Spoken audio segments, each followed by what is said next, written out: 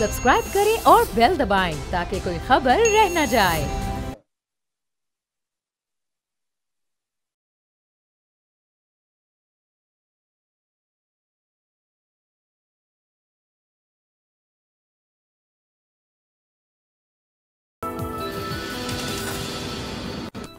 अस्सलाम वालेकुम व्यूअर्स, मैं हूं आपके साथ अमीर अब्बास और आप देख रहे हैं तब्दीली।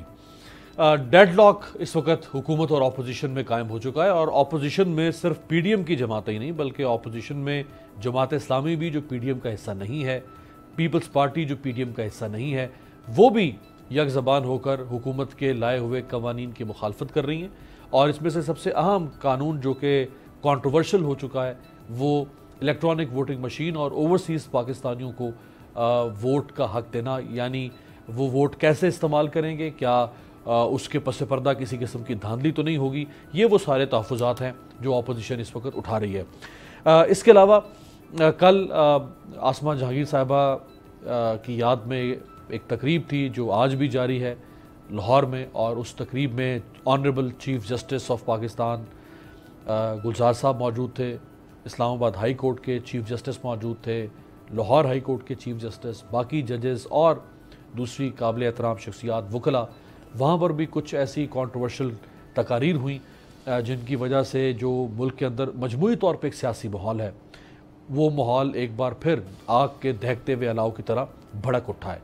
इसके साथ साथ मौलाना फजल रहमान साहब और शाहिद खान अब्बासी साहब ने कल तकारीर की पेशावर में अपोजिशन और पीडीएम के जलसे को लीड करते हुए हुकूमत के ख़िलाफ़ महंगाई के हवाले से, उसमें भी बहुत सख्त तकारीर की गई। मेरे साथ तीन जो शख्सियात मौजूद हैं, सेनेटर अब्बास आफरीदी साहब, ऑनरेबल मेंबर पाकिस्तान मुस्लिम लीग नवाज से, साबिक वफाकी वज़ीर रह चुके हैं, आपका बहुत शुक्रिया।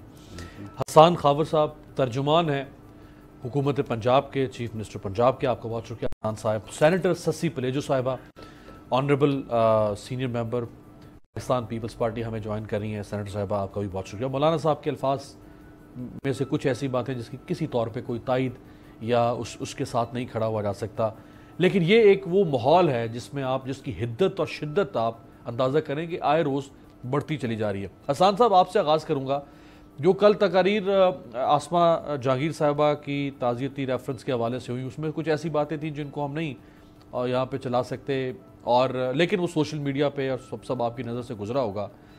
ये मामला कहाँ जा रहा है? इसमें हुकूमत कसूरवार नहीं होगी इस सारी सूरत हाल को, सियासी जो टेम्परेचर है उसको कूल डाउन करने में?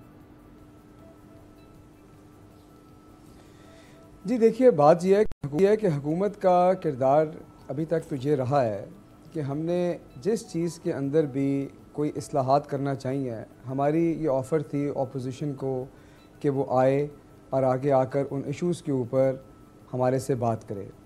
आपके सामने अपोजिशन का रवैया है कि वो इश्यूज़ के ऊपर बात करना नहीं चाहते, वो बेबुनियाद शोर मचाना चाहते हैं, सड़कों पे आना चाहते हैं।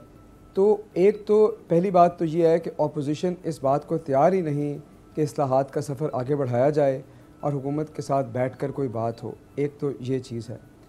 दूसरा ये है कि पहले दिन से अपोजिशन का वतीरा ये रहा है कि हम किसी न किसी तरह इदारों के बीच में कोई रखना डलवाएं। और आप पुरानी तकरीरें जितनी हैं जो पीडीएम के प्लेटफॉर्म से हुई, अपोजिशन के प्लेटफॉर्म से हुई, आप वो देख लें। मेरा तो ये ख्याल है कि लोगों को शुक्र करना चाहिए कि पहली दफ़ा पाकिस्तान में कोई ऐसी हुकूमत आई जो सबको साथ लेकर चलने में यकीन रखती है, तमाम इदारों के साथ हम आहनगी से बात को आगे बढ़ा रही है, आगे चल रही है, और इसमें किसी को कोई एतराज़ नहीं होना चाहिए, क्योंकि जब इदारे एक दूसरे के साथ ना चलें तो जाहिर है कि ये मुल्क के लिए अच्छा नहीं होता।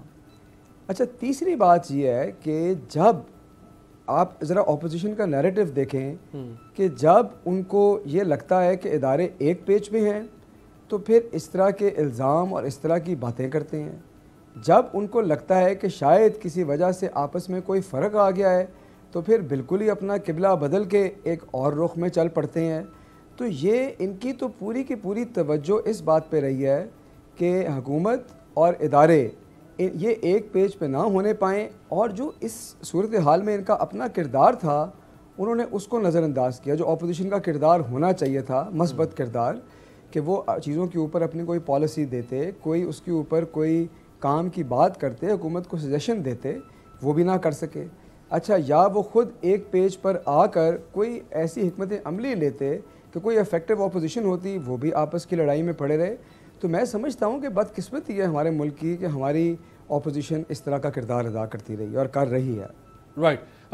سینیٹر سسی صاحبہ, پہلے تو حکومت آپ کے نشانے پر تھی, یعنی اپوزیشن کے, آہستہ آہستہ اسٹیبلشمنٹ, فوج, اس کو بھی تنقید کے نیریٹو میں شامل کر لیا گیا, اور جیسے بھی مولانا صاحب اس سے پہلے بھی بہت سخت باتیں کہہ چکے ہیں, یہاں تک کہہ چکے ہیں کہ ہم پنڈی پہنچ جائیں گے اور وہاں جا کے بیٹھ جائیں گے. اب کل عدلیہ اور یعنی سپریم کورٹ کے سٹنگ چیف جسٹس کے سامنے بیٹھ کے ایسی سخت تقاریر کی گئی.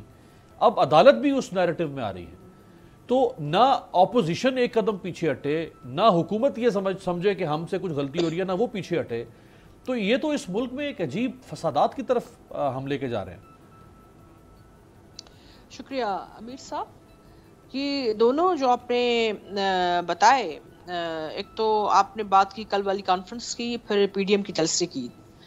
یہ دونوں پروگرام نہ ہم ان کے ہوسٹ تھے, نہ ہمارے لوگ تھے کوئی جنہوں نے کوئی ایسی عجیب سی یا تنقید. ہمارا حق ہے, جمہوری رائٹ ہے, لیکن کوئی یعنی کہ اتنی بہتان بازی والی کوئی بات کی ہو. ہاں, فیکٹس کی بنیاد پر ہم جدوجہد جو ہماری رہی ہے اس حوالے سے جو قصوروار رہا ہے, اور حکومت سے لے کر جو ہے مختلف جو ان کے تعدی ہیں, یا ایون عدلیہ کے حوالے سے ہم اپنی آبزرویشن یا بات رکھتے ہیں, لیکن الزام تراشی ہم نے کبھی بھی نہیں کی اس طرح. پی ڈی ایم کے پلیٹ فارم سے اگر مولانا صاحب نے کوئی بات کی ہے تو وہ پی ڈی ایم کا حصہ ہم نہیں ہیں. مولانا صاحب وکھرے قسم کے رہنما ہیں, ان کا ایک بہرحال نیریٹو رہا ہے. اس کو آپ متحدہ اپوزیشن کا نیریٹو نہیں کہہ سکتے. ہمارا مینیفیسٹو اپنا ہے, اور ہم اپنی بات بھی رکھتے ہیں اپنی بات, لیکن بہرحال طریقہ کار اور لبالب اس کا جو ہے وہ اپنا ہوتا ہے. اور جو کل کانفرنس ہوئی تھی, اس میں بھی جو کرد صاحب نے یا دوسروں نے جو بات کی, پاکستان میں جیسی بھی جمہوریت ہے, بہرحال ہر کسی کو اپنی بات رکھنے کی آزادی ہونی چاہیے, لیکن we agree to disagree. That doesn't mean کہ ہم ہر اس چیز سے جو ایگری کر رہے ہیں. ہاں, ہمارا اپنا نیریٹو ہو سکتا ہے, لیکن متحدہ اپوزیشن کا جو پارلیمنٹ میں قوانین کے حوالے سے جو رہا ہے ہمارا ویو پوائنٹ, یا اس حوالے سے جو بھی ہماری آبزرویشن سے موقف رہا ہے, اس پر تو میں تبصرہ کر سکتی ہوں. لیکن یہ الگ الگ دو ایونٹس جو کل ہوئے ہیں, اس حوالے سے تو میں بات یا ان کو دفاع کرنا میرے خیال میں مناسب نہیں سمجھتی. ان کو اپنی بات. لیکن آپ کو ماحول, ششی صاحبہ, جو ماحول اس وقت بنتا چلا جا رہا ہے, ایک بھرم تھا کہ کسی کے خلاف بات کرنی ہے تو کس حد تک کرنی ہے, کہاں کرنی ہے, کہاں نہیں کرنی, وہ بھرم ختم ہو رہا ہے. بات اب چوک چوراہوں میں اور اس قسم کے تعزیتی ریفرنسز میں ہر جگہ پہ ہونا شروع ہو گئی ہے. کیا یہ جو بھرم ختم ہو جائے گا جب ریاستی اداروں کا, پھر کیسے چلے گا معاملہ؟ امیر صاحب, میرے خیال میں ایک تو عدلیہ سے لوگوں کی بڑی ہی امیدیں وابستہ رہی ہیں, خاص کر جو جمہوری حکومتیں جب انہوں نے پہلی دفعہ ٹینیور پورا کرنا شروع کیا, جس کی شروعات پاکستان پیپلز پارٹی نے کی. بڑا ہی مشکل مرحلہ تھا ہمارے لیے. آج اگر پی ٹی آئی کی حکومت کچھ عددی اکثریت کی بنا پر بیساکھیوں پہ ہی حکومت کر رہی ہے, تو وہ تھینکفل ان کو ہونا چاہیے کہ یہ ٹالرنس اور جمہوری ایک اس کی جو ہے وہ شروعات ہم نے کی تھی کہ اکثریت کی بنیاد پر.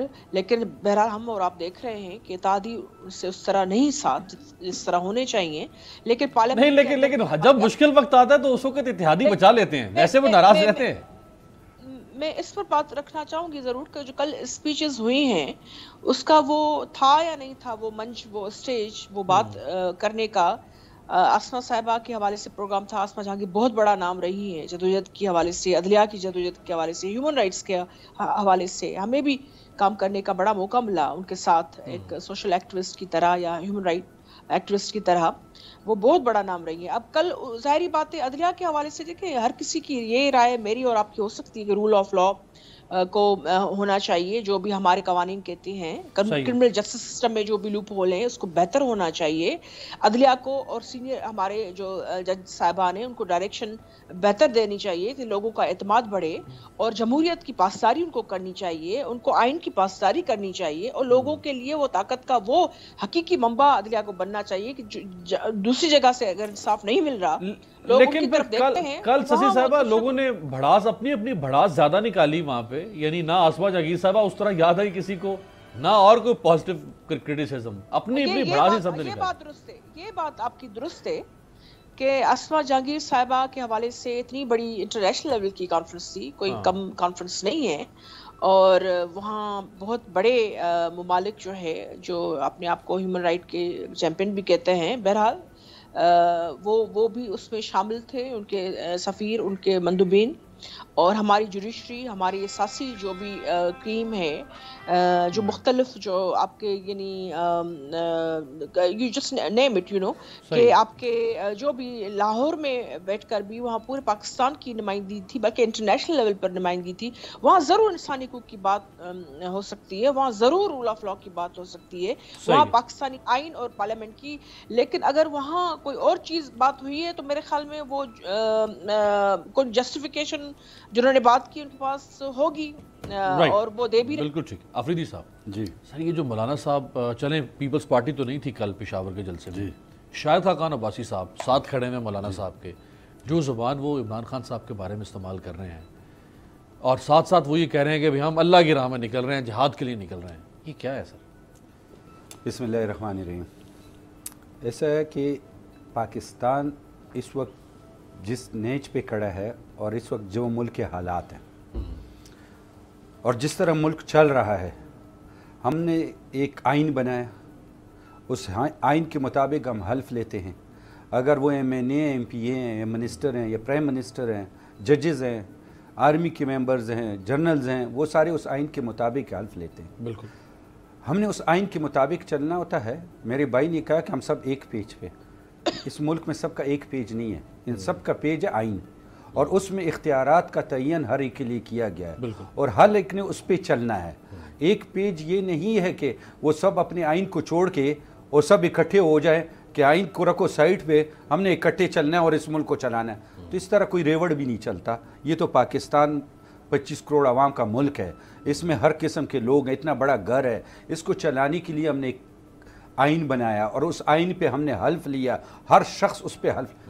جب تک ہم اس حلف کی پاسداری نہیں کریں گے، جب تک ہم اس حلف پہ چلیں گے نہیں، جب تک ہمیں اس کا عزت اور وقار کو ہم نہیں قائم کریں گے، تو ہر ادارے پہ لازم ہے کہ اس کے عزت و وقار اس آئین کے مطابق چلے۔ آج جو اس ملک میں حالات ہیں، جب سینٹ کا الیکشن ہوتا ہے، 64 لوگ 50 میں تبدیل ہو جاتے ہیں، تو پھر یہ الفاظ کا تناؤ اور یہ سختیاں آتی رہتی ہیں۔ جب اسمبلی کا قانون 34 بل پاس ہوتے ہیں، اور اس میں غیر اسلامی بل بھی پاس ہوتا ہے، اور وہ کون سا بل؟ وہ ابھی آپ کو بتاتا ہوں۔ اس 34 بل میں ایک غیر اسلامی بل بھی پاس ہوتا ہے، اور جس کے اوپر ابھی تک ٹی وی پروگرام نہیں ہو رہے ہیں۔ آپ مجھے بتائیں، ان کو ایک ایسا بل نہیں لا سکتے تھے کہ مہنگائی کیسی کم ہوگی؟ اس طرح بل نہیں لا سکتے کہ اس ملک میں جو ہے دوبارہ کس طرح یہ ملک صحیح ڈائریکشن پہ جائے گا؟ نہیں، 34 بل کس ایجنڈے پہ اور کیسے تعداد، جو ان کا اپنا پی ٹی آئی کا ایک ممبر کہتا ہے کہ ہم آئے نہیں، ہم لائے گئے، ہم جو ہے کس طرح لائے گئے یہ آپ کو پتہ ہے، ہم جو ہے مطلب جب یہ باتیں اس لیول پہ ہوں، میرے خیال میں ایک as a patriot, as a Pakistani, اس وقت ہر شخص پہ لازم ہے کہ اس پاکستان کی بقا کی جنگ، پاکستان کو دوبارہ صحیح ڈائریکشن پہ ڈالنے کی اور آئین و قانون پہ چلنے کے لیے ہمیں مشترکہ کوشش کرنی چاہیے۔ وہ ایسے کرنی چاہیے کہ بیچ چوراہے لا کے آپ عدلیہ کو بھی برا بھلا کہنا شروع کر دیں، آپ فوج کو بھی اس طرح پر کوشش کرنی چاہیے۔ ہاں، یہ ابھی میں آپ کو سمجھاتا ہوں۔ جب ایک ملک کی عدلیہ دنیا کی رینکنگ میں 126 نمبر پہ چلی جائے، سب سے نیچے، ٹھیک ہے، نیچے سے اس کا تیسرا نمبر آ جائے، تو آپ کو نکلنا پڑتا ہے چوراہوں پہ۔ جب آپ کو یہ پتہ چل جائے کہ ایک ملک کی اسمبلی کے قانون کو 64 آدمی اپوزیشن کو 50 کر دیا جائے، پھر آپ کو چوراہوں پہ جانا پڑتا ہے۔ جب آپ کو یہ پتہ چل جائے کہ ایک اسمبلی میں कानून 34 बिल पास करने के लिए आप असेंबली के बुलाते हो मेंबरों को कहते हैं कि फिर आप पे केसेस बन जाएंगे वरना आपका बंदोबस्त कर दिया जाएगा, फिर आपको चौराहों पे जाना पड़ता है। और जब एक माशरे में सच बोलने ख़त्म हो जाता है, आपने अपने एक इंटरव्यू, मुझे अच्छे लगे आपके अल्फाज, आपने कहा कि सोशल मीडिया पे बहुत चला, चैनलों पे नहीं चला। जब चैनल वाले चलाना बंद कर दे, जब चैनल वाले टीवी पे अपना सच बोलना बंद कर दे, और जब उनकी ज़बानें बंद हो जाए और वो हक और सच को ना बोल सके और वो सोशल मीडिया की टूल को बोलें कि उस पे आया था, जब आपकी बातें उस पे एहतसाब होना शुरू हो जाए सोशल मीडिया पे, सच्चाई सोशल मीडिया पे आ जाए और आपकी मेन स्ट्रीम चैनल्स जो हैं उनके हैंगर ये बेचारे डर रहा हो कि हमारी रोज़ी, हमारे बच्चों को हमने एक इख्तियार के दायरे के अल्फाज में चुनाव के साथ चलना है, तो फिर मेरे ख्याल उस असल में हम पे तो कोई कानून लागू होता है ना, सोशल मीडिया तो मैं इसीलिए कह रहा हूँ वो जो ऑल फॉल चलाए वो नहीं, चला देता। आप पे कोई ऐसा कानून, पैमरा का कानून नहीं, मैं आपको बता रहा हूँ, पैमरा आपको वो बात से मना करती है जिससे पाकिस्तान का नुकसान हो। एक तो उसमें कहते हैं ना कि हम अदलिया, मैं आपको समझाता हूँ, आपको अदलिया से मना करती है, आपको फौज से आपको सच से नहीं मना करती, आपको सच्चाई बोलने से नहीं मना करती, आपके पाकिस्तान की कौम की हकूक से नहीं मना करती, आपको अपने हक के बोलने से नहीं मना करती, जो इस वक्त आप सब चीज़ से मना है। आपको इस कैमरे के पीछे जो आपका स्टाफ बैठा हुआ है, जो 20,000 की तनख्वाह करता है और उसके घर का खर्चा नहीं चल रहा और उसकी गैस का बिल नहीं हो रहा, उसके बच्चों की का सिस्टम नहीं, आपको इससे नहीं मना कर रही कि आप इसकी बात चैनल पे ना करें। ये वो तो हम कर रहे हैं, इसीलिए फिर आप दो अपोजिशन और एक हुकूमत, नहीं, एक हुकूमत होती है, दो हम अपोजिशन नहीं, हम पाकिस्तानी हैं। अपोजिशन क्या, गवर्नमेंट क्या, हम सब एक मुल्क है, हम एक निज़ाम है, हम गाड़ी के एक ही पहिए हैं, हमने सब ने मिल के चलना है और ये मिल के चलने का वक्त तब होगा जब हर इदारा आइन और कानून पे चलेगा। अगर जिसको एस्टेब्लिशमेंट कही जाती है, अगर वो कमजोर होगी तो मुल्क कमजोर होगा। बिल्कुल, जैसे अगर तो इससे वो कमजोर नहीं होगी। मैं आपको बता रहा हूं, अगर गवर्नमेंट, जिसको कहते हैं गवर्नमेंट, आइन कमजोर होगा तो मुल्क कमजोर होगा। एक सिट इन इलेक्टेबल गवर्नमेंट आएगी, वो कमजोर होगी तो मुल्क आपका मीडिया कमजोर होगा तो मुल्क, जुडिशरी जब 126 नंबर जाए तो मुल्क कमजोर होगा। अगर ये सारे इदारे ऊपर जाएंगे और सबकी रैंकिंग अच्छी होगी और सब अपने निज़ाम में बराबर होंगे तो पाकिस्तान की इकॉनमी मजबूत होगी, हमारा इमेज दुनिया में। इस वक्त हम बहुत गलत डायरेक्शन पे जा रहे हैं, हम बहुत मुश्किल हालात में जा रहे हैं। पाकिस्तान की पूरी कौम को इस वक्त अपनी डायरेक्शन को ठीक करना। नहीं, कसूरवार कौन? मैं बता सारी डायरेक्शन आप कह रहे हैं। मैं कह रहा हूँ डायरेक्शन कौम ने बनानी होती है ना, कौम निकलती है, कौम से गलतियां होती हैं, कौम को उसके नुकसानात फिर बर्दाश्त। अब आपने तो कौम पे मुद्दा डाल दिया सारा। मैं इसलिए कह रहा हूँ कि मैं भी कौम का हिस्सा हूँ, इसके कसूरवार पहले मैं हूँ कि मैं आपके चैनल पे आके सच नहीं बोल सकता। मैं डरता हूँ कि मेरे बच्चों को नुकसान ना हो जाए, मैं डरता हूँ कि मुझे नुकसान ना हो जाए। खुद आप बोल नहीं सकते। मैं आपको बता रहा हूँ, मैं बता रहा हूँ, हमें सबको अपना रोल अदा करना पड़ेगा। हर आदमी को अपने आइन और कानून के मुताबिक चलना पड़ेगा, अपने आने वाले मुस्तकबिल के लिए और इस पाकिस्तान के लिए, इस हिलाली परचम के लिए, इस आइन और कानून के लिए। राइट। हसन साहब, इस पे जरा कमेंट कर दें, आप रिस्पॉन्ड करना चाहें शशि साहबा को और अफरीदी साहब को, उसके बाद फिर मैं ईवीएम पे जरा बात करना चाहूँगा। देखिए, शशि साहिबा ने जो बात की उससे एक बात तो बड़ी वाज़ेह हो गई कि ये जो बयानिया जिसका आप जिक्र कर रहे थे, ये मुत्तहिदा अपोजिशन का बयानिया नहीं है, ये PDM का बयानिया है, फजल रहमान साहब का बयानिया है और मुस्लिम लीग नून का बयानिया है। अब हमारे दोस्त जो इधर बैठे हैं, इन्होंने ये बड़ी अच्छी बात की कि हमें आइन की पासदारी करनी चाहिए और आइन से बढ़कर कोई चीज़ काबिल एहतराम नहीं है इस मुल्क में, ये बात बिल्कुल ठीक है। लेकिन आप मुझे ये बताएं कि जब हमने असेंबली में बिल पास किए और आइनी तरीके से किए ना, जॉइंट सेशन की प्रोविज़न आइन में दी गई है, हमने ख़ुद तो नहीं की, उसको ये मानने को तैयार नहीं। जब ये एक जज को अमेरिका से चलाते हैं और लंदन में रुक कर वो एक बयान हल्फी देता है और उसके बाद आप उस बयान हल्फी को इस्तेमाल करते हैं, झूठे बयान हल्फी को अदलिया की किरदार कशी के लिए, ये आपको कौन सा आइन बताता है। और तीसरी बात जो उन्होंने ख़ुद कर दी आपके सामने, इन्होंने कहा कि जी अदलिया की रैंकिंग, अच्छा रैंकिंग वो खोल के देख लें, रूल ऑफ लॉ इंडेक्स की बात कर रहे हैं कि पिछले दौर में हमारी रूल ऑफ लॉ इंडेक्स की रैंकिंग कहाँ थी और उसमें सारे इदारे हैं, उसमें पुलिस भी है, उसमें बाकी चीज़ें भी हैं। तो इन्होंने क्या कहा, इन्होंने कहा कि जब रैंकिंग 126 हो तो लोगों को सड़कों पे निकलना चाहिए। क्या ये आइन बताता है? और ये कितनी ख़तरनाक बात इन्होंने की है। आप खुद सोचें कि आप किसी इदारे पे ये कहें क्योंकि जी हमारी रैंकिंग कम है इसलिए अब आप आइन को भूल जाएं, اب آپ سڑکوں پہ نکلیں نہیں، لیکن رائٹ ٹو پروٹیسٹ تو ہے نا ان کے پاس، عزت کا جنازہ نکالیں. حسان بھائی رائٹ ٹو پروٹیسٹ، چلتا ہے. رائٹ ٹو اسمبلی تو ان کو آئین حق دیتا ہے نا کہ وہ احتجاج کریں، اگر ملک میں اداروں کی کارکردگی ٹھیک نہ ہو تو احتجاج کر سکتے ہیں.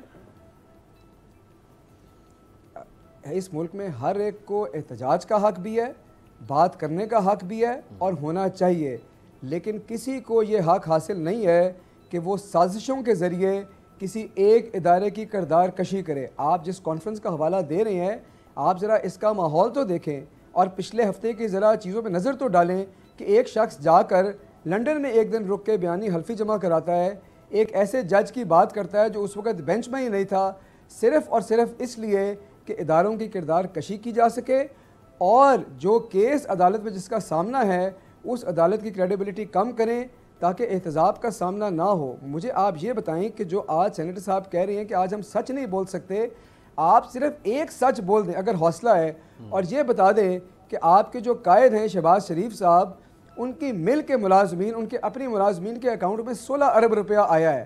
آپ چھوڑ دیں ایف آئی اے کو، آپ چھوڑ دیں عدالت کو، اس سوال کا جواب تو عوام کو دے دیں کہ بھائی وہ 16 ارب روپیہ کیسے آیا ہے، وہ کیسے منی لانڈرنگ نہیں ہے. اگر سچ بولنا ہے تو یہاں سے سچ کا آغاز کریں اور اس سوال کا جواب دیں، لیکن نہیں، کیونکہ ہم نے وہ سچ بولنا ہے جہاں ہمیں سوٹ کرتا ہے، اور جو سچ کا ورژن ہمیں سوٹ کرتا ہے. قومیں اس طرح سے آگے نہیں بڑھتی. اپوزیشن کا سیاست کا یہ وتیرہ ٹھیک نہیں ہے. اگر آپ کو سچ کا شوق ہے اپنے گھر سے آغاز کریں اور قوم کو ان سوالوں کا جواب دیں. یہ بڑا ویلڈ سوال ہے، وہ بہت اچھا سلیکٹیو سچ تو نہیں ہونا چاہیے نا. بالکل بہت اچھا سوال کیا. سٹنگ گورنمنٹ پہلے دن سے آئی ہے اور ان کا یہ دعویٰ رہا کہ ہمارے ساتھ آئنسٹائن کی گروپ ہے اور احتساب کا وہ نظام ہے کہ 90 دن کے اندر ہم سب چوروں کو لٹکائیں گے، ہم سارا پیسہ ریکور کریں گے. ان کو کس نے روکا؟ 3 سال نیب کا شہباز شریف کو اندر کیا، سب کچھ کیا. یہ کیا کر رہے تھے؟ یہ ادھر بنگڑے ڈال رہے تھے، یہ ادھر شادیاں کر رہے تھے. اگر یہ واقعی احتساب، واقعی انہوں نے کرپشن کیا ہے تو چاہیے کہ 3 سال میں وہ سارا پروف کرتے اور ان کو اریسٹ کرتے اور ان کو سزا دیتے اگر یہ سچے ہیں. سچ تو یہ ہے کہ جہانگیر ترین بیٹھا ہوا ہے جس کا یہ کہہ رہے تھے اربوں کی شوگر چوری کر کے، اربوں کربوں کا چوری کر کے، اور آج بھی ان کی قانون سازی میں ان کے ساتھ ہے. کیوں؟ کہ یہ اے ٹی ایم مشین ہے. اے ٹی ایم اب تو ناراضگی ان سے چل رہی ہے. میں کہہ رہا ہوں یہ ناراضگی ہے نا، بتا رہا ہوں ناراضگی بتا رہا ہوں. یہ کہہ رہے ہیں احتساب، سچائی آپ گورنمنٹ ہے، آپ کس سے مانگ رہے ہیں انصاف؟ انصاف آپ ہے، قانون آپ ہے، نظام آپ کے پاس ہے. 3 سال سے کارکردگی آپ کی زیرو ہے، نیب کی ریکوری زیرو ہے. آپ کو ہم یہی سمجھا رہے ہیں کہ اس سے نہیں چلتا ملک. وہ آپ کا اگر ایک بڑی ریکویسٹ ہوگی میری، کیا؟ اگر عمران خان کا ایک کلپ ہے اور اگر آپ اس کو ٹی وی پہ چلا دیں، کون سا؟ کہ یار یہ کیسا ملک ہے جس میں جو سیاسی پارٹی کا لیڈر کھڑا ہو جاتا ہے، وہ جو اس کا ورکر وہ کہتا ہے ورکر وہی کر رہا ہوتا ہے. وہ عمران خان اور اس کے آگے کے الفاظ میں نہیں استعمال کرتا. تو اگر آپ ایک کلپ چلا دیں، مجھے مجبوراً ہے کہ ہم اپنی لیڈرشپ، اپنی پارٹیاں اور ایک ساتھ ملک، ہم ملک کی جب بات کرتے ہیں ہم کہتے اپوزیشن نے یہ کیا تو ہم یہ کر رہے ہیں بدلے میں. اپوزیشن کو تو آپ نے کہا کہ یہ چوریاں کرتے ہیں، یہ ڈاکے کرتے ہیں، یہ کرپٹ ہے، انہوں نے مہنگائی کی. پرائم منسٹر جب بجلی مہنگی کرتا ہے وہ چور ہوتا ہے، جب وہ ٹیکس لگاتا ہے وہ چور ہوتا ہے، جب گیس مہنگی، یہ آپ کا ایک نیریٹو تھا. آپ نے اس کے اوپر لوگوں کو بولا. ابھی بجلی آپ مہنگے کریں، پرائم منسٹر آپ سب چور. ایک بریک سے واپسی پہ سسی پلیجو صاحبہ سے ای وی ایم کے اوپر اب جو یہ جو ڈیڈ لاک ہے، اگر یہ ڈیڈ لاک قائم رہتا ہے، 2023 آ جاتا ہے، میں اس پہ بھی آتا ہوں بریک کے بعد. اگر نومبر 2023 میں الیکشن آ جاتے ہیں اور الیکشن ہوتے ہیں ای وی ایم سے تو ہوگا کیا؟ بریک کے بعد.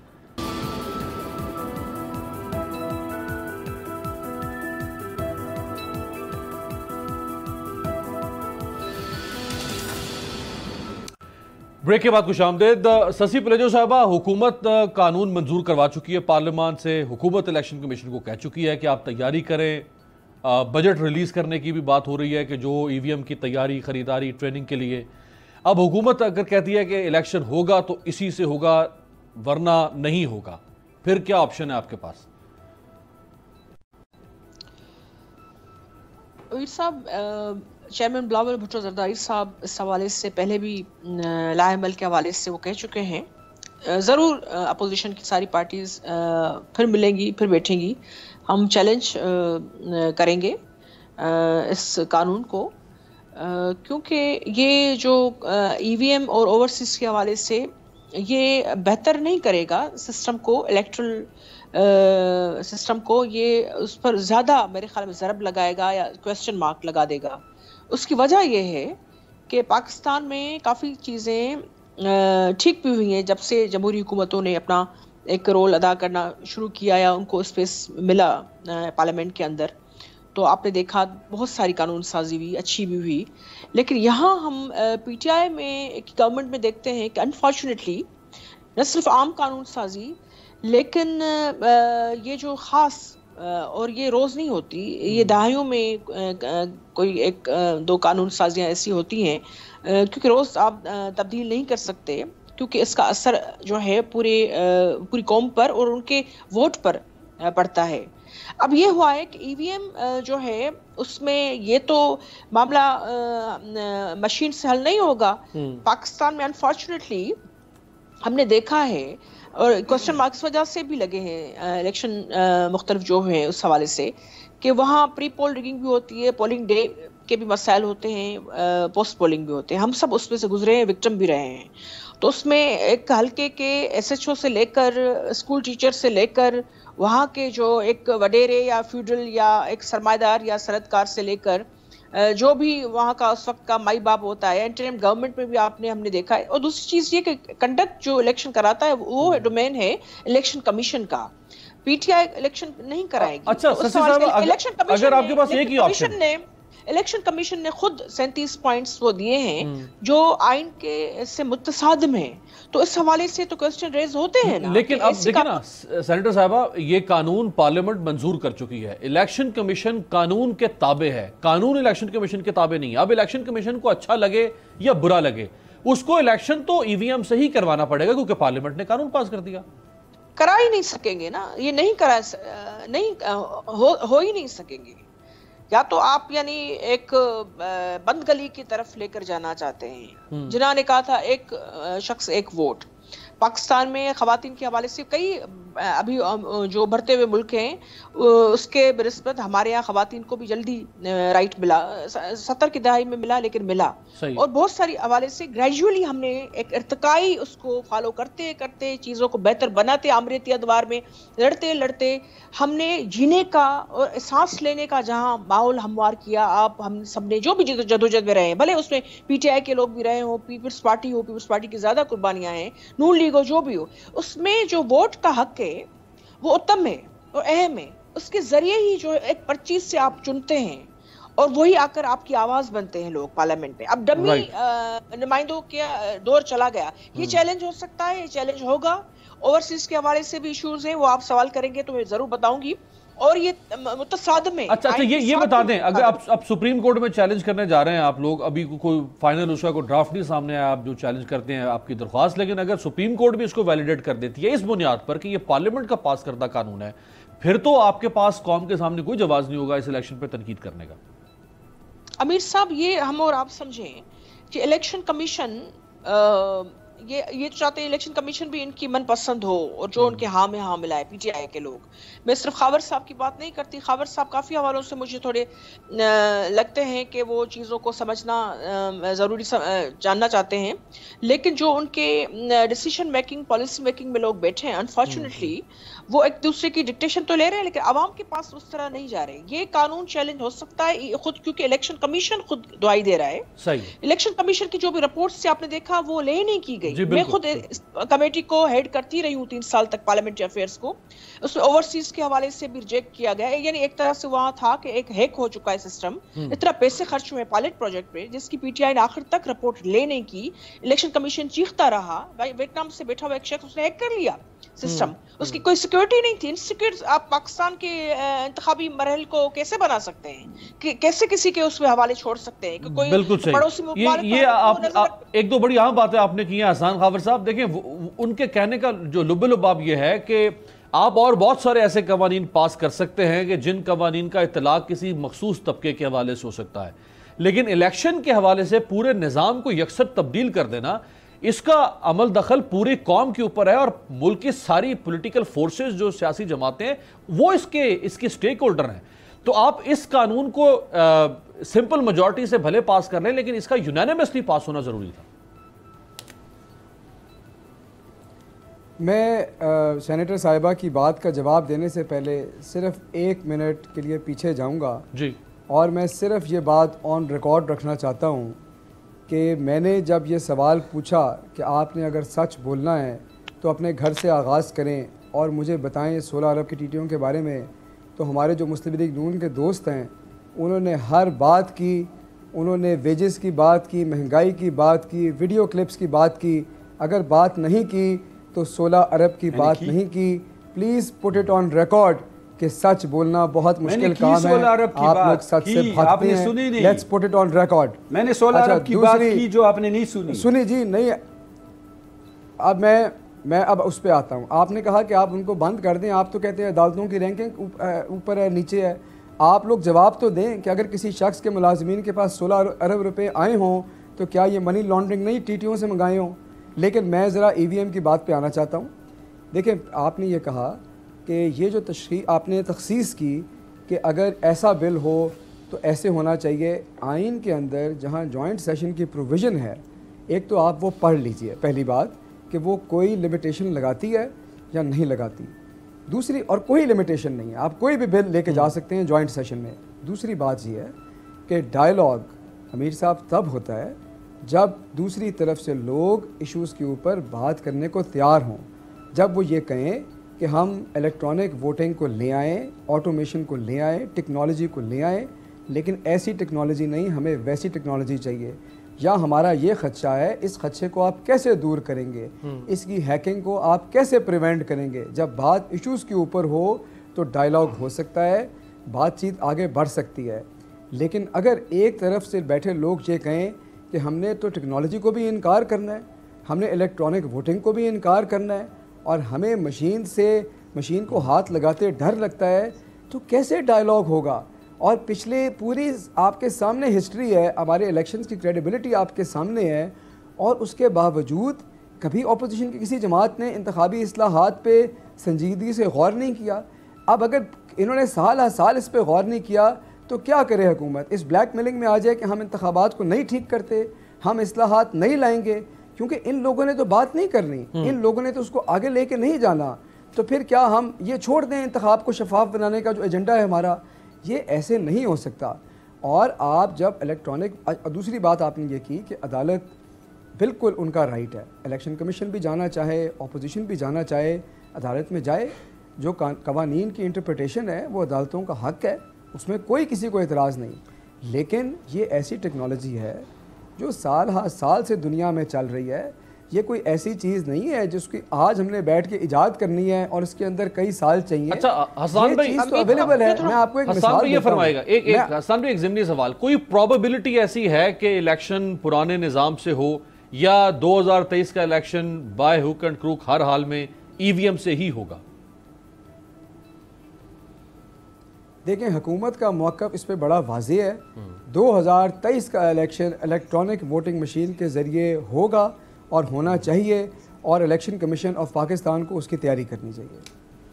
رائٹ. افریدی صاحب, سر بجائے یہ کہ آپ کہیں گے بھائی بھاڑ میں جائے تمہاری ای وی ایم, نہیں مانتا میں اس کو, یہ کرنے کے بجائے جہاں پہ آپ کو ای وی ایم میں نقص, لوپ ہول, گڑبڑ, فراڈ نظر آ رہا ہے, آپ کے پاس 2.25 سال ہیں, آپ اپنا بل لے کر آ جائیں اور کنسنسس کے ساتھ اس میں بہتری کروا دیں. آپ یہ بہتر نہیں ہے؟ آپ نے بہت اچھی بات کی. یہ مشین اور یہ الیکشن اس طرح ہے جیسے ہمارا سینٹ, ہم نے آپ کو بتایا الیکشن ہوا تھا نا کہ ہم 64 آدمی تھے اور پھر 50 رہ گئے. ٹھیک ہے, آپ نے قانون سازی کی بات کی اور مجھے اچھی لگی کہ پارلیمنٹ نے قانون سازی کی, سینٹ نے بھی پاس کیا, اور الیکشن کمیشن جو ہے وہ پابند ہے کہ کرے.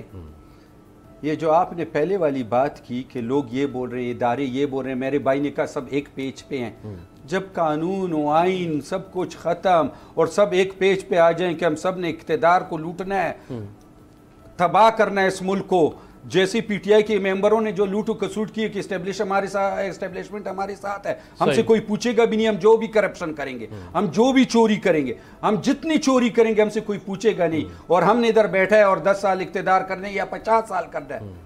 کچھ فیصلے جو ہے انسان سوچتا ہے یہ ملک ہے ہمارا پیارا ملک ہے, اس کی آزادی اور اس کی ترقی جتنی میری اوپر فرض ہے اتنی پی ٹی آئی پہ بھی فرض ہے, ہر آدمی پہ فرض. ہم اگر بولیں کہ مشین میں ہم آ کے باہر سے ووٹ لے لیں گے, یہ نہ مشین پہ ووٹنگ. آج میں آپ کے پروگرام میں ایک بات کروں پھر میرا یہ کلپ چلانا.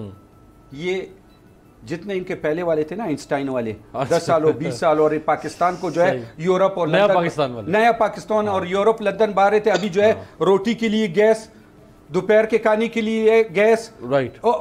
ایک چیز آپ بھی بہت خیال کریں, مہمانوں کو نہ بلائیں کہ ان کو روٹی دے سکے, گیس ہوگی کہ نہیں, بجلی ہے کہ نہیں. اور اس مشین کو چلانے کے لیے ہمارے فاٹا میں 80% ایریا میں بجلی بھی نہیں ہے. پاور بیک اپ ہوگا, وہی کہہ رہا نا, پاور بیک اپ ہوگا, اس کے لیے جو ہے جنریٹر لگائیں گے. وہ آپ کی ہیڈک تو نہیں نا, وہ الیکشن میں وہی تو بتا تو رہا ہوں نا, گھر اچ دانے نہیں تھی بی بی سندرے آکڑے ہیں, یہ گانے گا رہے ہیں اور گھر میں روٹی نہیں. بہت بہت شکریہ احسان خاور صاحب, عباس آفریدی پلیجو صاحبہ. ایک بریک پہ جاتے ہیں, بریک کے بعد واپس آئیں گے. محسن پاکستان ڈاکٹر عبدالقدیر خان صاحب کی صاحبزادی ڈاکٹر دینا ہمارے ساتھ ہوں گی. آپ کو یہ جان کے حیرت ہوگی کہ محسن پاکستان کے بنائے ہوئے ایک ہاسپٹل ٹرسٹ کے اوپر قبضہ ہو چکا ہے. بریک کے بعد.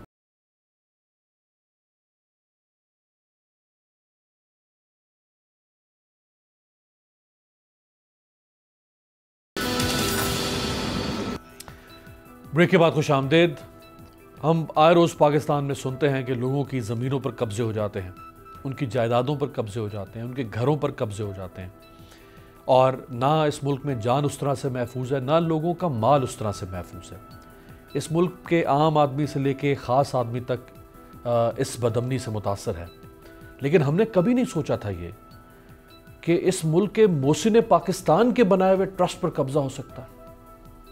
محسن پاکستان جن کو ڈاکٹر عبدالقدیر خان کہتے ہیں, ان کے بنائے ہوئے ایک ویلفیئر, پبلک ویلفیئر سروس جو وہ کر رہے تھے, اس ٹرسٹ کے اوپر قبضہ ہو سکتا ہے. اور ابھی ان کے انتقال کو, ابھی تو ان کی مٹی خشک نہیں ہوئی, ان کی تربت کی مٹی خشک نہیں ہوئی, اور آج ہمیں آپ کے سامنے اس پروگرام میں بات کرنی پڑی ہے ڈاکٹر عبدالقدیر خان صاحب کے بنائے ہوئے ٹرسٹ کے اوپر جس طرح سے قبضہ ہو رہا ہے. اور کسی کو کوئی پرواہ نہیں ہے اس ملک کے اندر. شاید ان کی زندگی میں ان کی کسی نے پرواہ نہیں کی, تو ان کے جانے کے بعد ان کے ٹرسٹ کی کیا پرواہ ہوگی. میرے ساتھ موجود ہیں ان کی صاحبزادی ڈاکٹر دینا خان صاحبہ. ڈاکٹر صاحب آپ کا بہت شکریہ. Thank you. سب سے پہلے تو بتائیں کہ جو ٹرسٹ ڈاکٹر صاحب نے قائم کیا تھا, اس ٹرسٹ کا نام کیا ہے اور یہ کب قائم کیا گیا تھا؟ تو اس ٹرسٹ کا نام ہے doctor Abdul Qadeer Khan hospital trust, اور اس نے شروع کیا 2013 میں. اس کی یہ جو ریٹائرمنٹ کے بعد اور ہاؤس ارسٹ کے بعد اس کی انٹرسٹ ہمیشہ تھے ایجوکیشن اور ہیلتھ کیئر میں, اور especially free health care for the poor. تو اس نے یہ ہاسپٹل ٹرسٹ کو اسٹارٹ کی. اور یہ کہاں بنایا ہاسپٹل انہوں نے؟ یہ لاہور میں, کلوز ٹو دادا دربار اینڈ مینار پاکستان. اچھا. ویسے ڈاکٹر صاحب کے انتقال کے بعد بہت سارے لوگوں کو یہ پتہ چلا, ان کی زندگی میں لوگوں کو تو یہ نہیں معلوم ہو سکا کہ وہ ایجوکیشن اور ہیلتھ سیکٹر میں کتنا کام کرتے آ رہے تھے اور ویلفیئر کام کر رہے تھے. تو 2013 میں یہ ٹرسٹ قائم ہوا. ڈاکٹر صاحب اس کے لائف ٹائم چیئرمین بھی تھے, چیئر پرسن تھے, فاؤنڈر اینڈ چیئرمین تھے. تو ایسا کیا ہوا کہ جب آپ کو محسوس ہوا یا ڈاکٹر صاحب کو محسوس ہوا کہ ان کے بنائے ہوئے ٹرسٹ کے اوپر کوئی قبضہ کرنے جا رہا ہے؟ تو ایکچولی جب اس نے بنایا ٹرسٹ, اس کے ٹرسٹ ممبرز 3-4 تھیں, اور ہمیں 2017 انہوں نے ٹرسٹ کو امینڈ کر لیا, اور ٹرسٹ ان کے ساتھ جو باقی ٹرسٹیز تھے انہوں نے ذرا ممبرز کو چینج کیے ہوئے. تو 2000 اور 2000 آئی تھنک 19 میں انہوں نے اور ممبرز ایڈ کیے ہیں. تو یہ جو ممبرز جو انہوں نے ایڈ کیا یہ سارے فیملی ممبرز تھے. Shaukat Babar Virk acting general secretary تھا, اور اس نے پھر امینڈمنٹ ٹیبل کیا کہ اس کے فیملیز اس پہ آ جائیں. تو ہی ایڈڈ ہز وائف, ہی ایڈڈ ہز بردر, ہی ایڈڈ برادر ان لا, جو کہ وہ نہیں کر سکتا تھا. جی, ایز اے فیملی یو کی not have family members in a trust like this. تو when my father found out, جب اس کو پتہ لگا تو اس نے کہا کہ یہ کیوں ہوا. یہ کب ڈاکٹر صاحب کے نالج میں بات آئی؟ ہمیں 2020 سے اس کو یہ پتہ لگا, people started telling کہ یہ ہو رہا ہے, اور یہ بھی ہو رہا ہے. اور یہ ڈاکٹر صاحب کو اندھیرے میں رکھ کے. جی بالکل, he did not know کہ اس میں اس کے سارے فیملی ان کے ٹرسٹ کی کمپوزیشن چینج ہو رہی ہے. بالکل. اس کو پتہ تھا کہ ممبرس چینج کیے ہیں مگر یہ نہیں کہ ان کے سارے فیملیز آئے ہوئی تھے شوکت ورک کے. تو پھر 2020 میں میرے خیال میں انہوں نے ڈسکس کیا. 2021 میں جب میں آئی تھی جولائی میں اس نے کہا کہ یہ نہیں ہو سکتے اور میں نے اور ممبرز ایڈ کرنی. میرے ابو نے کہا تو میں نے ہمیں اور ممبرز ایڈ کرنی ہے. تو یعنی سوری جب آپ کے فادر کو ڈاکٹر صاحب کو معلوم ہوا کہ ایک ٹرسٹی نے اپنے فیملی ممبرز کو بھی ٹرسٹی بنا دیا ہے تو ڈاکٹر صاحب نے چاہا کہ اس میں ہم کچھ اور ممبرز ایڈ جی اس نے کہا کہ ہم نے ان کو نکالنا ہے. شوکت بابر ورک ہم رکھ لیتے ہیں, باقی ممبرز ہم نکال لیتے ہیں اور ہم اور نیا ممبرز ٹرسٹ ڈیڈ میں لے آتے ہیں. تو اس نے نیا امینڈمنٹ لکھوا دیا ڈاکٹر صاحب نے. اور اس نے مجھے کہا کیونکہ اس وقت وہ ہسپتال میں تھی, اس نے مجھے کہا کہ پلیز اس کو شوکت بابر ورک سے سائن کروا دیں. ٹھیک ہے. تو Shaukat Babar Virk came to our house اور میں نے اس کو یہ امینڈڈ ٹرسٹ دکھا دیا اور میں نے کہا کہ ڈاکٹر صاحب کہہ رہے ہیں کہ آپ اس پہ سائن کر لینا. اس نے کہا کہ میں نہیں کر سکتی ہوں کیونکہ یہ ٹرسٹ ممبرز جو آپ نے لکھا ہے یہ میری میں اس کے اوپر اگری نہیں کرتی ہوں تو میں نہیں کر سکتی ہوں. تو میں نے کہا کہ بالکل ٹھیک ہے, اگر آپ نہیں کرتے پھر میں ڈاکٹر صاحب کو بتا دیتی ہوں کہ آپ نے سائن نہیں. لیکن وہ اپنے فیملی ممبرز کو انکلوڈ کرنے پہ اگری کر رہا تھا. وہ تو بالکل ہاں last the previous trust deed his family members were all in the deed. تو مگر the new trust deed میں صرف him اور his wife مگر باقی the families had been removed. تو پھر جب اس نے انکار کر دیا تو پھر ابو نے کہا کہ پھر ٹھیک ہے ہم اس کو ٹوٹلی ریموو کر لیتے ہیں. تو اس نے amended deed میں اس کا نام نکال دیا اور میرے نام اس پہ ڈال دیا چیئرمین اس کے ڈیمائز کے بعد. ٹھیک ہے, ابو کی ڈیمائز کے بعد. اور اس نے اور ٹرسٹ ممبرز اس پہ 3-4 اس نے ایڈ کیا اور اسی وقت پہ اس نے سارے بینک اکاؤنٹس کو خط لکھوا دیا کہ یہ جو ہمارے اکاؤنٹس ہیں ٹرسٹ کے آپ ان کو فریز کر دینا کیونکہ ہم نے ان لوگوں کو ریموو کر دیا اور ہمیں نہیں چاہتے ہیں کہ they have access to the accounts. یعنی ڈاکٹر صاحب اپنی زندگی میں تمام بینکس کو یہ انسٹرکٹ کر گئے تھے کہ اس ٹرسٹ کے اکاؤنٹس کو فریز کر دیں. Okay. At the same time اس نے ویڈیو بھی بنا دیا جس پہ اس نے کہا کہ دیکھیں میں نے ان لوگوں کو شوکت بابر ورک, اس کی بیوی, اس کی بردر ان لا اور میں نے ان کو ریموو کر دیا.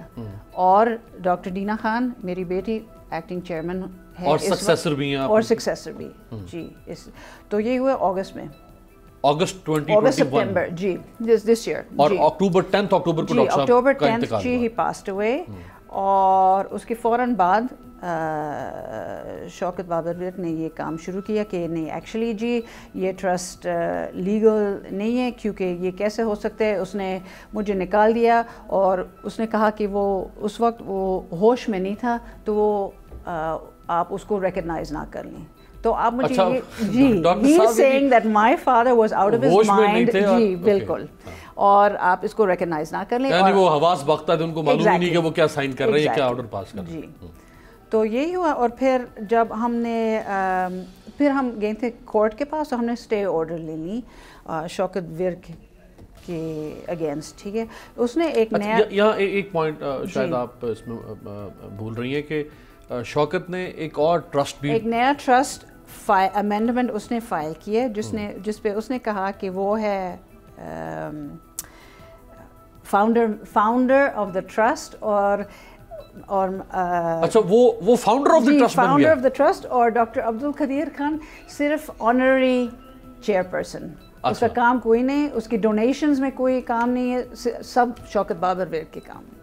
تو that he owned every thing, he is in control of every thing. اور اس نے ڈاکٹر صاحب کے ٹرسٹ ڈیڈ کو کینسل کروا کے اپنے ٹرسٹ ڈیڈ کو رجسٹر کروا دیا. فراڈولنٹ ڈیڈ اس نے رجسٹر کروا دیا لاہور میں. اور جو founder actual founder doctor Abdul Qadeer Khan ان کو وہاں سے ہٹا دیا گیا. بالکل. کہ ان کا اس سے کوئی لینا دینا نہیں. بالکل یہی. تو اس کے اگینسٹ ہم نے اسٹے آرڈر لے لیے کورٹ سے اور کورٹ نے ہمارے اگری کر لیا کہ یہ اسٹے آرڈر ان پلیس ہے. مگر ابھی پرابلم یہ ہے کہ Shaukat Virk with this new trust deed, اس کے امینڈڈ ٹرسٹ ڈیڈ وہ بینکس کے پاس جا رہے ہیں اور وہ کہہ رہے ہیں کہ دیکھیں یہ ٹرسٹ رجسٹر ہوئے ہیں اور ہمارے نئے اکاؤنٹس کھول دیں اور ہمارا کام آگے کرا دیں.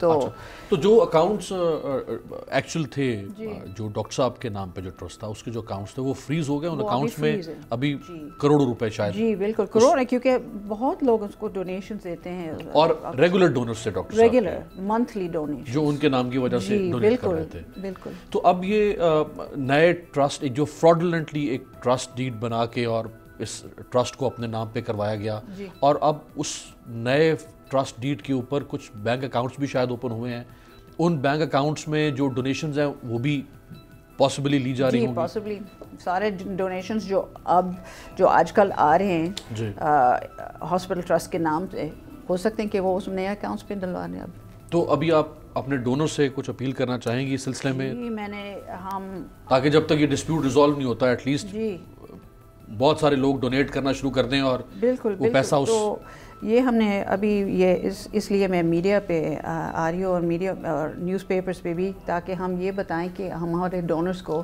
کہ آپ پلیز شوکت بابر ورک اور اس کے ایسوسیٹس آپ ان کے ساتھ کام نہ کریں اور آپ ان کو ڈونیشنز بھی نہ دیں, کیونکہ وہ ان کی کوئی ہمارے ٹرسٹ کی کوئی تعلق نہیں ہے, ہمارے ساتھ کام نہیں کریں, اور یہ ہمارے ساتھ کافی فراڈ بھی کیے ہیں اور پیسے بھی اس نے ایمبیزل کر دیے ٹرسٹ سے. تو اور ہم انشاءاللہ ہم تو اس میں جو رجسٹرار انوالو ہو سکتے ہیں, سب رجسٹرار جنہوں نے اس کو رجسٹر کیا, پاسبلی وہ جانتے ہوں گے کہ وہ کیا کرنے جا رہے ہیں, لیکن انہوں نے بھی شاید کوئی ملی بھگت ہوگی. بالکل. تو گورنمنٹ سے کوئی اگر آپ اپیل کرنا چاہیں سلسلے میں؟ جی ہم نے ویسے تو جتنا بڑا نام تھا ان کے سلسلے میں تو اپیل کرنے کی ضرورت ہی نہیں تھی, اداروں کو یا متعلقہ ڈپارٹمنٹس کو خود ہی کرنا چاہیے تھا پرو ایکٹیولی. ویری انفارچونیٹ کہ آپ کو خود یہ کہنا پڑ رہا ہو کہ میرے والد محسن پاکستان کے ٹرسٹ کو بچا لیا جائے. ایگزیکٹلی. اور مگر سیڈلی یہ بات ہے, آج کل ہم کمشنر کے پاس گئی تھی, ڈیپیوٹی کمشنر کے پاس بھی ہم بہت سے لوگ سے بات کی ہوئی ہیں. ابھی انشاءاللہ کچھ نہ کچھ ہو جائے گا, مگر ابھی ہم ذرا انتظار کریں کہ اب کیا ہو سکتا ہے. ہم کورٹ پہ گئے تھے, ہم سول کیس بھی فائل کر رہے ہیں, نیب کے پاس بھی گئے ہیں, ابھی ہائی کورٹ کے پاس بھی گئے ہیں, سپریم کورٹ پہ جائیں گے, دیکھ لیتے ہیں. کیونکہ یہ جو ورک کر رہا ہے میرے ابو کے نام کے ساتھ, یہ تو ہم ایکسیپٹ نہیں کر سکتے ہیں. یہ جو اس کی ایک رسپیکٹ کی بات ہے, اور یہ بہت بہت شکریہ ڈاکٹر دھینا خان صاحبہ, محسن پاکستان ڈاکٹر عبدالقدیر خان صاحب کی صاحبزادی. اور عمران خان صاحب, آپ کو اس پہ نوٹس دینا چاہیے, چونکہ یہ لاہور میں سب کچھ ہوا ہے, تو چیف منسٹر پنجاب ایون یہ جس قسم کا معاملہ ہے, اگر ڈاکٹر عبدالقدیر خان صاحب اپنے انتقال کے چند ہفتوں کے بعد اپنے چھوڑے ہوئے اثاثے کی یہ ریاست ان کی حفاظت نہیں کر سکتی ہے, اور اس ملک میں اتنا بڑا فراڈ ہو سکتا ہے, تو پھر اس ملک میں ایک عام آدمی, ایک مڈل کلاس آدمی, اس کی جان و مال یا اس کے اثاثے یا اس کا ٹرسٹ یا اس کی پراپرٹی یا اس کی عزت, اس کی ناموس کیسے اس ملک میں محفوظ رہ سکتی ہے؟ ہاں سالوں بیت گئے ہوتے تو یہ واقعہ اس طرح کا کوئی سامنے آتا تو شاید اس کے لیے کسی قسم کی کوئی گنجائش ہو سکتی تھی. ابھی تو ڈاکٹر صاحب کو گئے ہوئے 1 ماہ بھی نہیں گزرا تھا کہ اس طرح سے ان کے چھوڑے ہوئے ٹرسٹ کو, اور ٹرسٹ بھی ایک ویلفیئر, ایک ہاسپٹل ہے, یہ کوئی ان کی ایسی کوئی ان کا کوئی محل نہیں ہے, ان کی کوئی فیکٹری, کوئی لیوش پراپرٹی ایسی نہیں ہے جس کو کوئی ہتھیانا چاہتا ہے. ایک پبلک ویلفیئر کے لیے بنایا گیا منصوبہ, اس کو اگر اس طرح سے ہتھیا لیا جائے اور اس ملک کا نظام, حکومت, سب ادارے دیکھتے رہ جائیں, ڈاکٹر صاحب کی زندگی میں جو محرومی رہ گئی اور ان کی زندگی کے اندر یہ جو شکوہ رہا کہ ہم شاید ان کی وہ قدر نہیں کر سکے جس کے وہ حقدار تھے, جس کے وہ مستحق تھے, ان کے جانے کے بعد اگر یہ ہونا شروع ہو جائے تو یہ ایک بہت بڑا المیہ ہے اور ریاست کے لیے ایک سوالیہ نشان ہے. بہت شکریہ, آپ سے ملاقات ہوگی اگلے پروگرام میں.